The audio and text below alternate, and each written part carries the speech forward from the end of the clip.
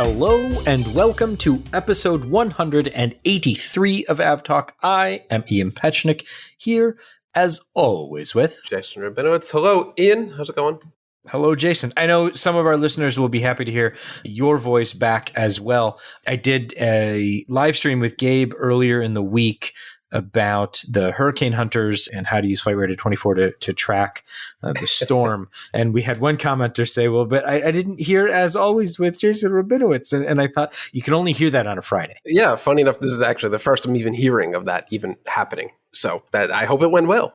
I think it went well, and we're going to keep doing more of them, and I hope that you'll join for some in the future in which you can lend your area of expertise. But this one was all about hurricanes and hurricane hunters, so I hope people found that useful. If you want to go back and watch, you can check out our YouTube channel for that. We'll put a link in the show notes. But, Jason, you are back from your travels. I hope they were well. Yeah, thank you. I'm back from Seattle. Went out there, not anything airplane related other than flying out to Seattle and back. Had a couple interesting flights, all went mostly well, but yeah, I'm back. It was good, mostly good. It was okay. It was okay, yeah. I originally booked Alaska out to Seattle on a 737 MAX 9. It would have actually been my very first flight on a 737 MAX, but it seems like it's still not meant to be, and I canceled and ended up rebooking on Delta. I think I mentioned this in the last episode because I saw a shiny object, and that shiny object was the A321neo, which unfortunately got replaced on my flight out to Seattle by a 737-900ER. They had some bad luck with the Neo fleet that week. I think one had a bird strike and another got stuck somewhere. So a couple flights took some very lengthy delays, but thankfully mine just resulted in an equipment swap, thankfully, which these days I guess it's a bit easier for airlines to find another airplane lying around somewhere to operate my flights. But thought we were going to get out on time at first, and then we had this, like, not a freak morning thunderstorm, but an unusual morning thunderstorm. And I'm watching the inbound aircraft coming into JFK at around 9 o'clock, and just plane after plane after plane starts diverting. And I'm thinking, crap, if my plane diverts, that's at least a 2-hour delay by the time the aircraft goes to Philly or Harrisburg or Buffalo or Albany, gasses up and then gets back to JFK. But thankfully, of I think the 5 aircraft in the racetrack holding pattern over southern New York, mine was the only aircraft that managed to actually continue on to JFK. So that was nice. They knew you were going to be on the plane.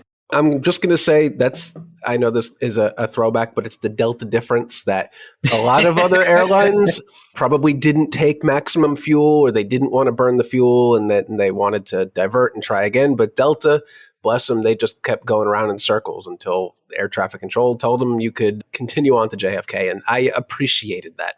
When stubbornness and excellent planning pays off. Yeah, in the end, it didn't really matter all that much because we took an hour and a half delay after pushing back because those same storms came over JFK and closed all the departures for a good while. And it was pretty gross out, but we got out. We ended up in Seattle only with like a 50-minute delay, so not too bad. These days, that is excellent news. Yeah, and that's my worst flight delay all summer into the fall season, so I'll take it. There you go. So let's talk about what's happening now in Florida. It is Wednesday, September 28th. Hurricane Ian has come ashore near the Tampa area. Last night, Tuesday evening, Tampa airport's closed for the next couple of days. Orlando airport closed today. Disney World is closed. There are Waffle Houses closing. This is Way a to bad go, storm. Ian. Way to go. Yeah. So if any of our listeners are down in Florida, we hope you're safe and well, and things work out for you soon. As far as hurricane-related aviation goes, Florida's a ghost town at the moment. Miami has escaped the brunt of it and has done quite well for itself, being able to continue operating flights, which is a bit of a saving grace as far as connectivity and being able to get supplies into Florida go. But Tampa is certainly going to be out of commission for a while. The Hurricane Hunter aircraft were active, or have been active for weeks now, but over the last few days, really a lot of flights into the hurricane. And apparently today's, I follow a few of the Hurricane Hunter Twitter accounts, as well as Nick Underwood, who's an engineer for NOAA that flies aboard the Hurricane Hunter aircraft. And he shared some video that we'll link to in the show notes. And it was nasty looking. Yeah, they seem to get rocked around even more than usual, and that says a lot for the hurricane hunters. Some of the videos are just, imagine the worst turbulence you've ever been in and then crank it up a little bit more. The video that he posted in his description of it was the vertical turbulence wasn't, he said they've experienced before, but it was the lateral movement that really made the difference as far as how turbulent it was. And he shared some pictures of I guess there's a bunk in the rear of the aircraft. This is one of the WP3Ds. I believe he was in Kermit, NOAA 42 today. And there's apparently a bunk in the back that came out of where the bunk is supposed to be, and there was coffee everywhere and things like that. So if you want to get a interesting look at what happened inside the aircraft, by all means, have a click on that in the show notes. But they continue to work. It made landfall as a Category 4 storm, maximum sustained winds of about 150 miles per hour. And then, unfortunately, it's going to slow down, and parts of Florida could get over 2 feet of rain. So not a great story, and certainly one we're following to see the overall aviation impact over the next couple of days. Yeah, and by the time this podcast comes out, I'm sure we'll already know the aftermath and the damage and the toll. But the east coast of Florida operating pretty much as scheduled. But Tampa is actually quite a large base for maintenance and cargo conversion. So there's actually quite a number of commercial aircraft still on the ground at Tampa that were not able to be evacuated. I think there are 4 Frontier A320neos. I'm not quite sure why they're there. There's a pair of formerly SAS A321s that are being converted to freighters. A trio of United 737s. So actually, I think there are 4. So I hope those aircraft are buttoned down or stashed away in a hangar and they'll be okay somewhere. But that's more aircraft on the ground at Tampa, Category 4 hurricane than I would have expected. Though obviously, if they were airworthy, they would have been removed. Yeah, most likely. So hopefully they are safely inside a hangar or at least some sort of cover. But we'll see how things turn out. We'll have more about Hurricane Ian in the show next week once we know kind of what the damage and the fallout from the storm passing over Florida is. But until then, everyone, we hope you're staying safe if you're impacted by the storm, and hang in there. Last week in the show, we talked about the kind of electric aspect of aviation. We talked about the ES-30, which airlines are warming up to. That's being manufactured or designed and manufactured by Hart. And then we talked about Eviation's Alice aircraft, which was scheduled to fly at the beginning of this week. And it did. It conducted a rather short first flight. 8 minutes. It didn't stray far from the airfield, and it did what it needed to do to prove that the aircraft could fly. So congratulations to them. Looking forward to seeing kind of them expand the flight envelope of the aircraft and what happens over future test flights. I hope they fix their transponder. There's a couple different transponder modes, and I think we've talked about this before in the context of air shows, where there's a mode on the transponder where you can set it to not report an altitude. So it says, here I am, I'm here, this is my position in space, but it doesn't provide the 3D portion of the position, which is the altitude. And it looks like that's how they ran the aircraft at the beginning of the week out in Moses Lake, because we have the track of the aircraft just fine, but it looks like they drove around the entire time, which obviously they didn't, especially if you look at the GPS altitude, which is the information that comes out outside of the ADS-B data as part of the extended Mode S data. So hopefully they fix that for next time so we can see how high they're flying much more easily. Yeah, congratulations all involved out there in Moses Lake. That was a nice moment, the largest battery electric aircraft to fly to date.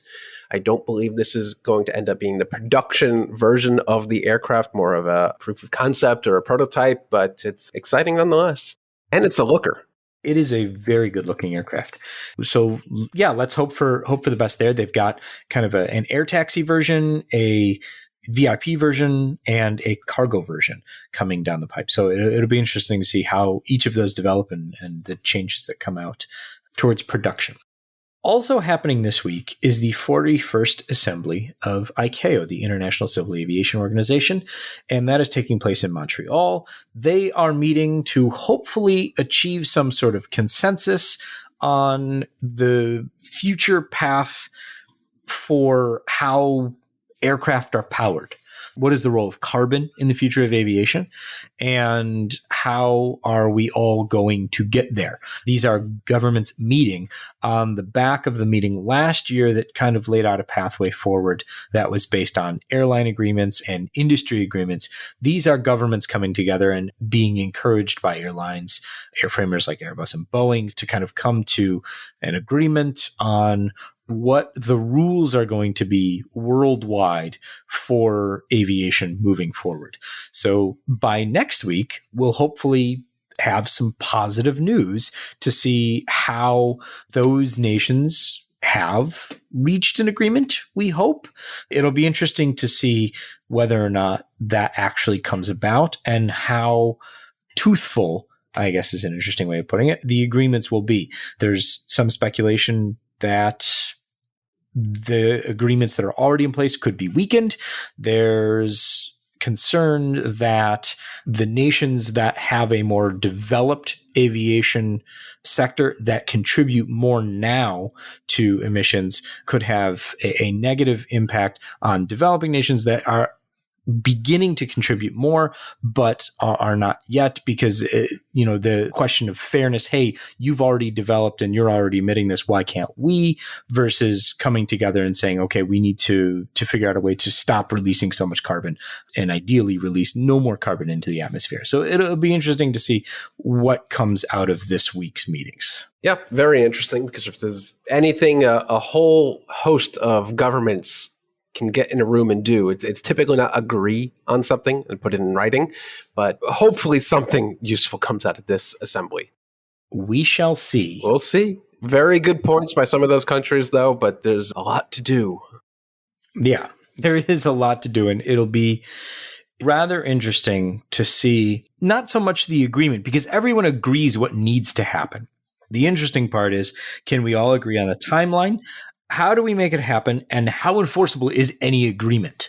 Because you can agree on anything, but then if airlines or airframers or countries themselves are free to kind of ignore the agreement, well, then what's the point of the agreement in the first place? So it'll be interesting to see the enforcement mechanisms that come about out of any eventual agreement here. Yeah, I'd like to see some sort of mechanisms on the use of SAF and what exactly can go into the production of SAF, since you don't want to divert feedstock or actual crops that could be used to feed people into SAFs, and maybe not to specifically target boom here, but maybe some limitations on what you can use SAFs for, and not silly things like burning 4 times as much for supersonic aircraft would be a good thing to jot down on paper. Well, maybe even something a little bit stronger than paper. Should we go back to chiseling things in stone? I think so. Writing this in stone would be good. Then you have to listen to it. That'd be one way to do it. We've actually got a whole mess of things that fall under the government's coming up with more rules or changing rules things. So let's just run through them all. One thing that was released earlier this week that I thought was well timed, because we just talked about this, are the FAA releases the vertiport design standards. So these are the design standards for any area, whether it's on the ground or on top of a building, that is going to be able to handle these various and sundry collection of VTOL or eVTOL aircraft. So it's a very thorough, in-depth, as you would expect from the FAA's technical guidance, about where you can build, how you can build, the design markers, what needs to come about, what type of lighting you need, where the lighting needs to be, what color it needs to be, shape, size, et cetera, et cetera. The most interesting thing for me, besides the whole thing, but picking out one little piece, is the vertiport visual identification symbol. Yes. I think you just added this at the last second before we started talking about it, but I actually had it starred because I was just reading this as well and I wanted to talk about it. But it's basically heliports, but some interesting additions to that. What I particularly found interesting was the distance you're going to be able to put this from a taxiway or a runway. And for small airplane runway and taxiways, it only has to be a minimum of 300 feet away, which is not all that far. I don't know exactly what the rules are for helicopters. I'm pretty sure those can land on the runway or over the runway and pretend to land and taxi and over the taxiways. But yeah, I do quite like the imagery. I think on the very second to last page of the PDF where they even put out proposed vertiport caution signs. And it looks like a very particular model of this type of aircraft, even though we know some of the designs can be wildly different. I think that what they went with was kind of the drone adjacent pictogram, where they're like, people kind of already know what a drone looks like, so let's just go with this. Let's just go with a quadcopter and call it a day. Yeah, and it'll be fine. So we'll put a link in the show notes to we'll go with the website, and then if you want to click through and read the detailed PDF, by all means, please feel free to do so. Yeah, some interesting parts to that, especially the beacon. So every vertiport is going to have a beacon for night operations, which I didn't think was going to be something they'd even allow. But the vertiports are going to have a beacon flashing white, yellow, or green with a rate of 30 to 45 flashes per minute. So if you have a vertiport placed somewhere near where you live, you're going to see it. Yeah, on the good side, the pilots will certainly see it. On the downside, if your building is higher than the location of an on-rooftop vertiport, you'll also see it. Yes, and that's also assuming there is a pilot, since many of these are proposed to be pilotless, at least at some point. So there's a lot of infrastructure and safety measures like beacons and windsocks for no particular reason for some of these aircraft, at least. Well, these design standards are only for piloted. I must have missed eVTOLs. That in the 45-page document. It's in like the very beginning, like before you actually get into the meat of the thing, where it's they kind of lay out their suppositions. And so these rules are specifically tailored towards piloted eVTOLs. But to your point, yeah, eventually, most, if not all of these are eventually, the goal is that there isn't a pilot, because a pilot takes up weight and space and they just want these things to fly on their own. So it'll be interesting to see how that design changes, if it does at all. I mean, it seems to me that those things like the beacon and the wind cone, those are easy to have for backup in case there is a pilot operating in this particular aircraft or anything like that. So who knows? Maybe they come up with different design schema or they just leave them in there. But some good reading if technical guidance on vertiport design is your thing, or if you just want to learn more about how the things that are going to supposedly be dotting your neighborhood are eventually going to look. Let's stick with the U.S. and talk about rules for passengers. The U.S. Department of Transportation is proposing that airline fees are disclosed all together. Any expected fees are disclosed all together in the first time an airfare is displayed to the consumer. All right. We sure do love forcing airlines to disclose all their fees and the total fare ahead of time, whereas we're not doing anything of the sort with hotels or rental cars or any other part of the travel industry. I just booked a few things today, and man, do I hate when the price jumps from when you first see it to whatever it is at the final, where they end all the resort fees and city fees and taxes and all that, and suddenly the price doubles. They have really targeted airlines. And I'm not saying that's a bad thing, but what they're looking to do is make more upfront the fees for seating a family together, or baggage fees, or what were some of the other things? What is it? Ticket change fees?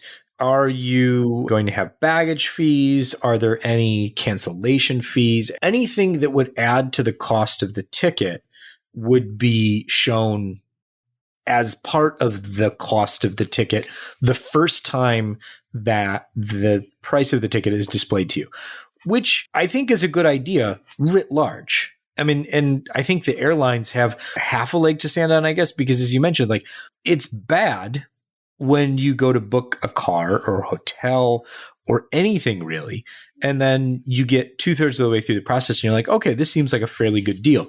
And then they're like, oh, but wait, here's the actual price. Yeah, it's not great. And travel is not the only industry that does this nonsense. It's like, you're a Comcast subscriber, so it's probably like when they send you a thing in the mail that says, hey, you could get cable service for $30 a month, but that doesn't include the mandatory cable modem rental fee or the mandatory cable box rental fee. It is literally impossible to get that $30 rate. It's much the same with hotels and rental cars, much worse with rental cars in my mind than hotels or aviation at this point. But yeah, the DOT really seems to be cracking down on airlines after the summer of misery that we had this year. And I think, certainly some of it is feeling political pressure. Why stop at airlines? Why not just have it the same forever? Like, just show me the price that you want me to pay for the thing that I want. Yep. Across the board for anything. That'd be great. I would love that. And I think that, the argument is well, it conditions, we've conditioned people to expect to pay less, and then we can, add more things in. But why can't you tell me what those things are going to cost just up front? I mean, I think one of the things is with airline or with airfares, you're searching against multiple airlines in a single search. You can, find in travel in general, you can find prices for multiple offers. But then once you click into one, you're like, oh, well, that's not what the price was. And now I got to go back and start again. Yeah, not great, but I'd love some equal love across the travel industry. It's not just airlines. Everyone needs these rules applied equally, in my mind. Let's go on to the other side of things with regulations being taken away. Hong Kong is scrapping their hotel quarantine. You'll still need tests. You will still need to stay away from certain places like restaurants until you are cleared. But other than that, you are now good to go for Hong Kong. As soon as that was announced, Cathay Pacific's website crashed, and they instituted a waiting room, and I went to book a ticket and had to wait, I think it was 17 minutes to be able to book a ticket. And then you had to complete your purchase within a certain amount of time. So interesting there to see how quickly things are coming back once the rules are dropped. Japan is reopening visa-free from October 11th, so just a few weeks' time. I know Jason is happy about that one. Well, yeah, Japan, I mean, more so than Hong Kong, Japan went from straight up, no, you cannot fly to Japan, please go away, to, all right, everyone come on in. At least Hong Kong, you could go to Hong Kong if you were willing to put up with the quarantine, but Japan was just a straight up no for a long time. Yeah, and then they were like, well, you can come if you book in a certain way with a certain... That was a non-invitation, to pull the quote from Seinfeld. That was an invitation to come to Japan, but not really. They didn't want you to come because nobody wanted to do that. If you have to. But this is no tourist visa, no nothing, just October 11th, show up in Japan. And then Canada is dropping pretty much all of its rules. Not pretty much. It's like there are no rules. As of October 1st, Canada is ditching everything from the ArriveCAN requirement, which is the app you needed to fill out before you flew to Canada, to COVID testing at random, even the mask requirement, which they still do require on all flights and train and public transit. They're just ditching everything on October 1st. So that's interesting because they only just somewhat recently reinstituted the random COVID testing upon entry into Canada, which is annoying and problematic. But come October 1st, COVID's over you don't have to worry about Canada, it, apparently. Yeah. Okay. All right. Let's turn now to some of the things that didn't go well for airlines this week. We've got a Copa 737 that went off the runway in Panama City. That was a landing in poor weather. The aircraft suffered a runway excursion to the left of the runway, went off-roading for quite a bit. We'll put a link to the data in the show notes. Basically went down the left side of the runway for quite some time through the grass, came to rest deep in the mud, but no one was injured. All right, that's good. That's good news there. Yeah, an ad for runway safety areas right there. Yeah, that's very true.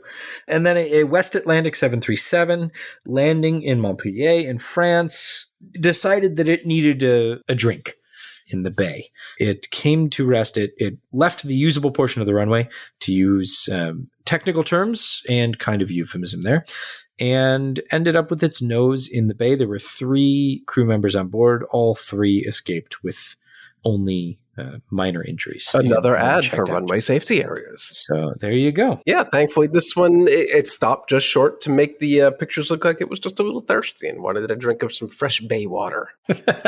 And the thing that was, outside of the reasons for why the aircraft did that, the most interesting thing about all of that to me was the recovery of the aircraft out of the water and off the end of the runway, using 2 cranes. And we shared a picture that was posted by the airport authority, and it showed one of the cranes not quite leaning over, but the boom was definitely bending. And I'm sure that's part of the design of the crane, but it was a little bendy. Yeah, airplanes are heavy. Airplanes are heavy, especially ones that have a bit of water in them. A little waterlogged. Okay, Jason, 2 things that I need you to explain to me. I'll try. The first is Virgin Atlantic joining SkyTeam, which seems to make sense on the face of it, and one of those, why hadn't they done that already? Yeah, honestly, I knew they weren't SkyTeam, but does this even change anything? They're mostly owned by Delta, I think 49% Delta, maybe 51 or something. I can't remember if it's minority or majority, but who cares? They're so intertwined with Delta. This doesn't make a difference to me. I don't understand what the purpose of this is. But then SkyTeam also said they're not looking to take on any new members into the alliance. And I'm just here thinking, why not? You're the weakest alliance. But also, why say that? Yeah, why say that? Exactly. The SkyTeam is by far the weakest alliance compared to Oneworld or Star. So why is SkyTeam looking at Virgin Atlantic, an airline that doesn't really bring much to the table, and saying, no, we're okay? I don't know. Yeah, I don't know. I got nothing. Speaking of I got nothing, I will read word for word the press release title.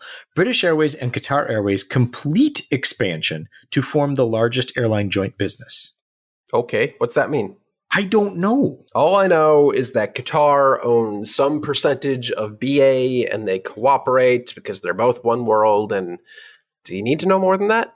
I don't understand. They made it seem like it was this huge, big event, kind of like Emirates and United a few weeks ago. And this is not that. I don't know why they were tweeting up to it about some major announcement. It's nobody could figure out what it is they announced.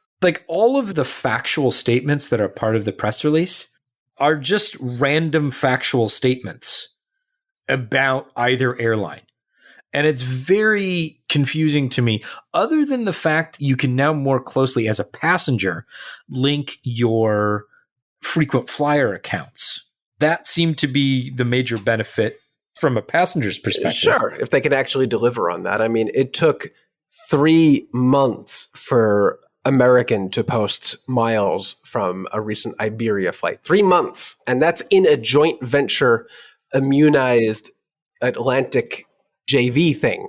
So I can't imagine that this brings, again, much to the table. But sure, whatever. Once we figure out what it is they actually announced, we'll let you know. So that's to say, we'll probably never let you know because we'll never figure out what they announced. We'll have to figure it out one day and try and make our something happened. Something might be easier. There might be more routes. They weren't specific. That's all there is to it. All right. Sounds good. Okay. After we recorded last week, I think this came out Thursday. This was one of those stories where there was an initial article that said this is probably going to happen. And then about 2 minutes later, it was released everywhere. Which always why write that? Why not just wait? Because they had to be first. Okay. Yeah. Anyway, what happened? The U.S. Securities and Exchange Commission, which is in charge of regulating, among other things, public businesses. So businesses that are listed publicly on the stock exchange and have public investors. They are responsible for regulating, among other things, those companies and the statements they make about their business that could have a material impact on whether or not someone would reasonably want to invest money into the business. The SEC was investigating Boeing for making possibly misleading statements after the 737 MAX crashes. So what the investigation hinged on was the rosy picture that Boeing and CEO Dennis Muhlenberg were painting after the MAX crashes, saying that the Boeing 737 MAX is one of the safest aircraft to ever fly. It's as safe as any other aircraft in the sky, and so on and so forth. And so the SEC's investigation was into whether or not those statements were fundamentally misleading towards investors based on what Boeing knew and what CEO Dennis Muhlenberg specifically knew about the 737 MAX crashes. So fast forward to last week, the SEC and Boeing and Muhlenberg settled. Boeing has agreed to pay $200 million to settle the case, and Muhlenberg will individually pay $1 million to settle the case. 1/60th of his golden parachute from when he was forced out of Boeing. How will he move on? I don't know. What he will do is he moved on quickly. He will cut a check or pay in pennies. I don't know. But the man walked away from Boeing with a $60 million golden parachute. So I think he'll be able to pay this fine while laughing. I don't know. I hope not while laughing. Well, given past performance, he'll probably be laughing. Yeah, I mean, some of the public statements that he made following the first crash, especially, and up to the second crash were, I don't know if they were laughing, but yeah, they definitely weren't great. They were measurably $1 million worth of not great. Okay, that's a fair assessment at this point. Let's talk about some aircraft orders. And then the last story we're going to talk about this week is just a stupid topic, but we have to mention it. Yeah, we'll get there.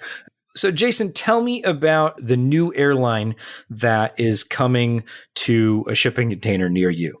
Yeah, one of the world's largest shipping companies, or the shippers, I don't know, container shipping companies in the world, if not the largest, is moving from shipping ships to aircraft, which is an interesting twist. So the same company that tried to buy out ITA a little while ago, which is the corpse of Alitalia, is moving into air freight because apparently that's really, really lucrative these days. And they will lease 4 777 freighters that will be operated by Atlas Air and painted in a new MSC livery. So that's exciting. Not every day we get a new 777 operator. Yeah, I mean, it's certainly not unheard of in recent memory or recent developments. Both, CGM and Maersk are beginning their own dedicated air cargo operation. So it makes perfect sense at this point for MSC to get in on the game. It'll be interesting to see what happens when there's an eventual downturn, whether or not they stick around. But for now, it'll be interesting to see. It's pretty modest. It's just 4 aircraft operated by Atlas right now, starting the beginning of next year. But clearly, there is a void in the air freight world that they think they can help fill. Mm-hmm. Mm-hmm. Sometimes boats just aren't fast enough, Sometimes boats just aren't fast enough. Let's see. What other orders do we have? We have Xiamen Air has ordered 40 A320neo aircraft. And the reason that's a very interesting order is because, Jason, they're an all Boeing airline. At least until they get their first A320 family aircraft. And it's not an insignificant fleet. They have 150 total 737s. Of that is 10 MAX 8s, which may or may not fly ever again, I don't know, and 12 787s split evenly between the 8 and 9. So very interesting that yet another all-Boeing airline is converting over to Airbus, though not completely surprising given what's going on in China, the tensions between China and the U.S. So this is not completely unexpected, but still a major break for a very loyal Boeing customer, though I'm assuming not by choice. Yeah, it'll be interesting to see how they further develop their fleet. Though I guess it is good that Airbus is preparing for a 50 rate for the A320 family, continuing preparations for 50 aircraft a month. And could we see 75 like they say we're going to see by 2025? At this rate, probably. Maybe. Which is just crazy to me. Well, they'd have to really crank up their assembly lines out in Mobile and Hamburg and Toulouse, but they feel like they can do it, and if they say they can do it, they probably can. Let's stay in China and talk about what happened over the weekend, because this was just a very, very strange episode. Over the weekend, we started to get a number of social media queries about flights in China. And we get a lot of questions, about particular airlines or particular airports or things like that. But this was across questions about have thousands of flights been canceled in China? And it was a very concerted effort, and it centered around the hashtag that started trending called China Coup, basically claiming that Chinese President Xi Jinping had been removed and a coup was underway. And part of the evidence for this was that there weren't any flights flying in China, and that there were thousands and thousands and thousands, nearly 10,000 flight cancellations in China each day. And that was news. The problem with these things is not that they were untrue, because both of those statements were factually correct. There were no flights appearing, or very few flights appearing on Flight Radar 24 at the time that those pictures were taken. Jason, when do you think those screenshots were captured? Oh, I can tell you exactly when it was, because people tagged me in these tweets and I just replied once before ignoring the topic entirely. It was like 4 a.m. And if you've ever flown anywhere before, you're probably aware that flights don't typically depart in the middle of the night, unless you're in Dubai or something like that. But those are long-haul flights. There are not a mass of flights that depart all times of day. Pilots sleep, people sleep, passengers generally don't want to depart at 3:45 in the morning. So there just weren't a lot of flights. And that's, that happens everywhere, doesn't it? It does. It does indeed. So that was part one of the factually correct but erroneous information. And then part two was the thousands and thousands and thousands of canceled flights. That part is absolutely true as well. But it has nothing to do with anything related to this week's events or anything like that. It has everything to do with how China and Chinese airlines have decided to process the massive schedule changes that have been in place since late January of 2020. Whereas a lot of other airlines and regions decided that they would remove flights from the flight program and say, instead of scheduling 100 flights, we're now only scheduling 20, and then bringing that number back up as things changed. Airlines in China didn't do that at all. They have kept all of the flights for over 2 years scheduled and canceled them on a daily basis. Yeah, it's not particularly a great practice. It drives me nuts. It is ridiculous. But here we are in the U.S. with a massive Category 4, nearly 5 hurricane bearing down on Florida, and China Eastern still has a higher percentage by a wide margin of canceled flights than any airline in the U.S. So, yeah, that's typical. There are thousands of canceled flights in China literally every day. And among those that are not canceled, they are not departing at 3:15 in the morning. So that was a very interesting way to spend a bit of my weekend, trying to figure out what was going on and why it was happening. So some interesting interneting. Interesting is one way to put it.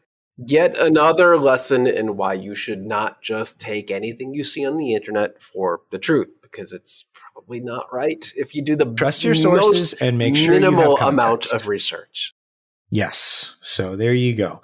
Trusted sources and as much context as you can grab. So that was an interesting way to spend the weekend. And then we are into the week. We're going to have some really good conversations coming up over the next couple weeks.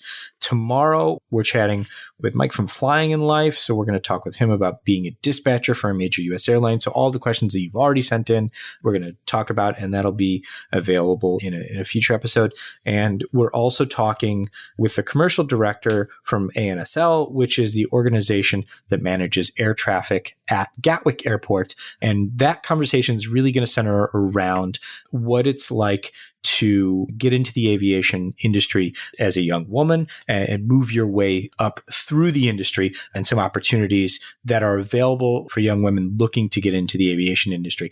So if you have a friend, colleague, family member who's looking for some tips on how to do that, as we know, the aviation industry is still heavily skewed male, doing a small bit to change that and promote a bit more participation by women in the industry. So I hope that will be a fruitful conversation for many of us. And we'll have that next week as well.